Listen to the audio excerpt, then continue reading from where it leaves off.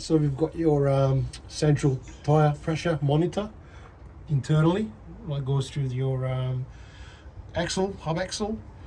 Work your way up. That's your breather that runs all the way up to the top.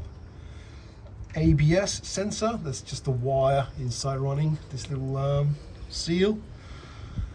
Work your way around to the park brake and the service brake. So the front part is your service brake, the rear is your park brake. That's the one with that massive spring applying the brakes. Working on a principle, you've got no air spring applied. So you want to release the brake, you want to put air into this side of the chamber to release the spring. So when you release the spring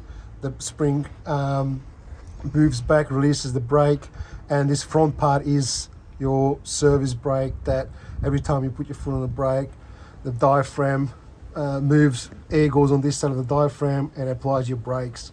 So providing you have air leak on the park brake side of chambers, is you can't repair it. This is a sealed unit. Don't even attempt to undo this because there's just a massive danger with that spring loaded in there. You can release it by undoing this bolt on the back of it, which is like a rod, unscrews and just unscrew all the way until it comes to a stop.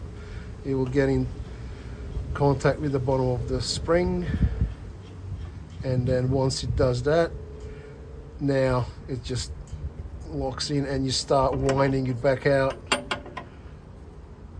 and you're working the spring, releasing it so all the way until it comes to the stop. And when it does that, your spring pressure comes off and obviously your brake is released. You want to do this in case you've got air leak on the front part, service brake. So if your service brake leaks, there's a diaphragm in here. When you undo this clamp here to change the diaphragm, you want to wind the brake back, because otherwise the spring will basically just pop right open. It's like a hand grenade. So you want to release the park brake, and then you can undo this clamp, obviously hold the weight, and there's just a simple diaphragm underneath that you can change and then reapply the clamp. And so when you apply it, let's say you do that, you put this clamp off, your diaphragm, clamp goes back on, and do it up. But what I normally do, I'll also go around with like a hammer and just tap, tap, tap, because it's like a wedge arrangement. So it's just the clamps pulls the two halves together. So tap, tap, tap right around, give it another turns, tap, tap, tap, and give it another turn. So make sure that is fully contact the two parts in here. Right. And then ensure that when you do that one, you put the park brake back on. So you go clockwise, and then all the way down.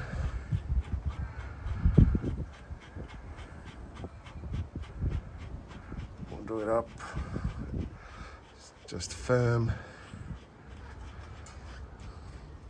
because that's what it was, just firm, wasn't super tight. And that's a 24 mil.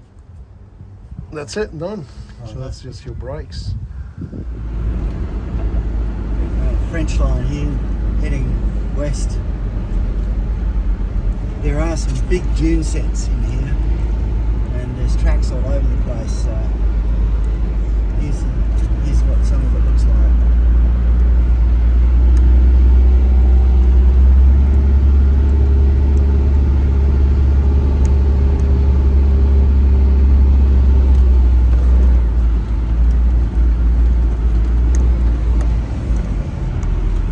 Puncture in the back rear, which I fixed, but for some reason it seems to be holding slightly different air pressure. Don't know what's going on. Anyway, I've put the central tyre inflation system pressure up to 32 all around. It's been 30, works. It's been working well with 30. Put it up to 32 just to test this tyre. But let's see what happens here. Fourth gear right now. I think I'll do this in third. Got the central hip lock there. Okay, there's third gear.